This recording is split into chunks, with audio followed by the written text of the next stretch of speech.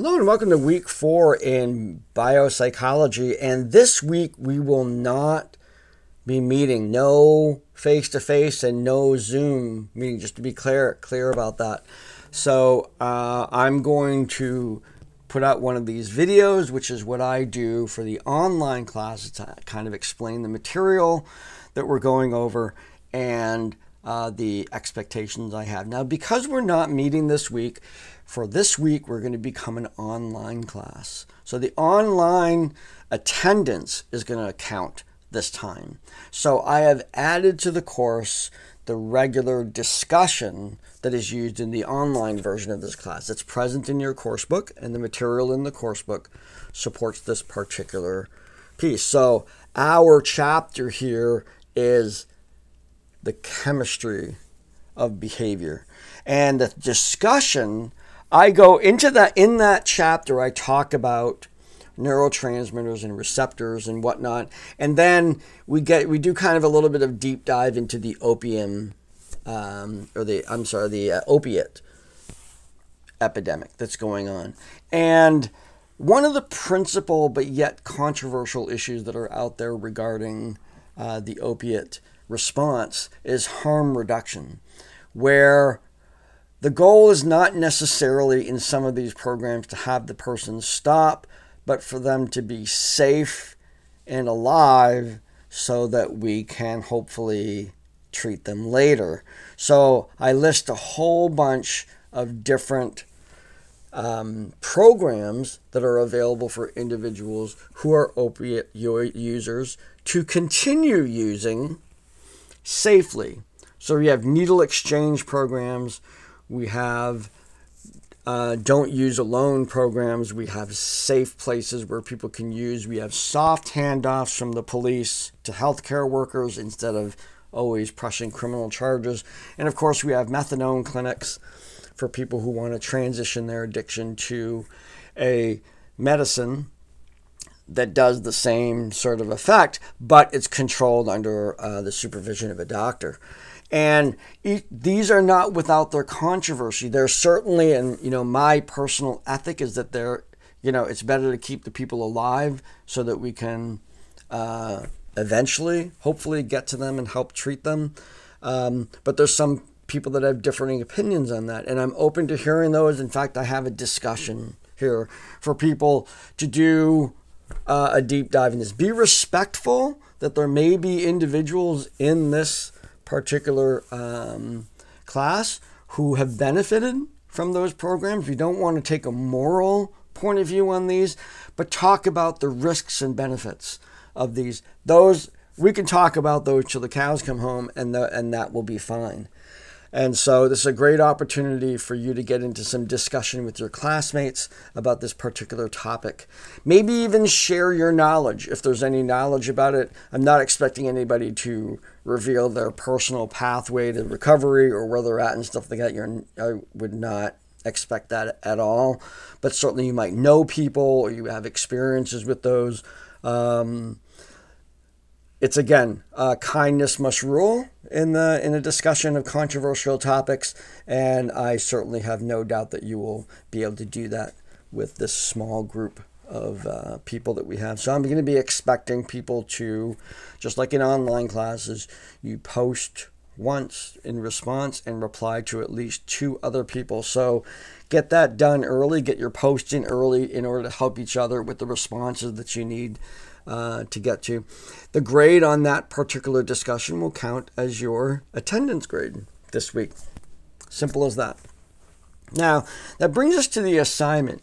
Now, the assignment is, again, within the course book, the chapter notes, there's the notion that that nearly all medications that we take have some sort of effect on our nervous system. In fact, that might be the effect that we're looking for. When we take a pain reliever, we're specifically looking for that medication to have a direct or indirect effect on our nervous system.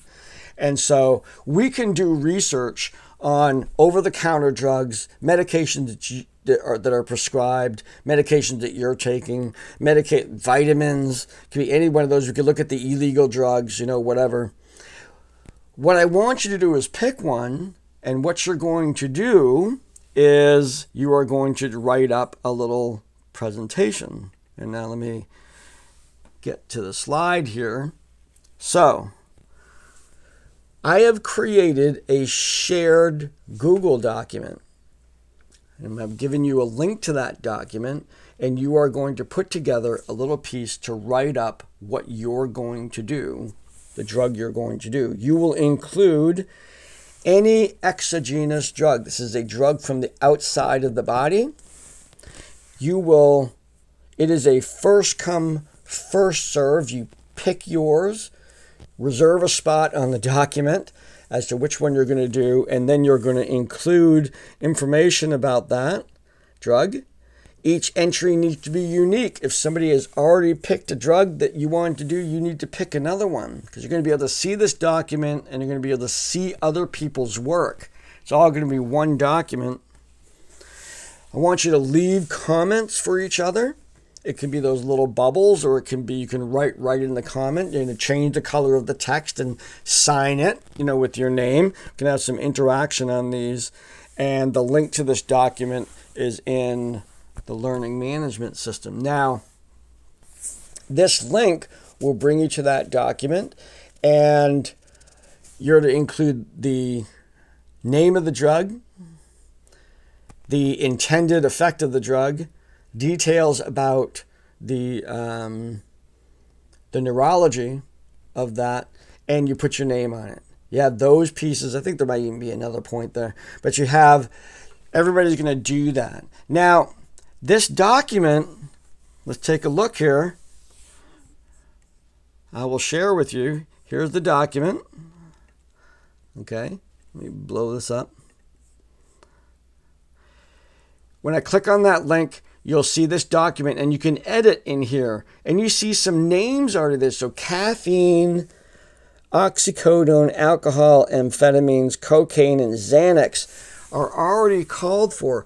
This document is being shared with you folks at KVCC and the class that I'm teaching at Colby. So those are some Colby students that have gone in there, and they've reserved their spots.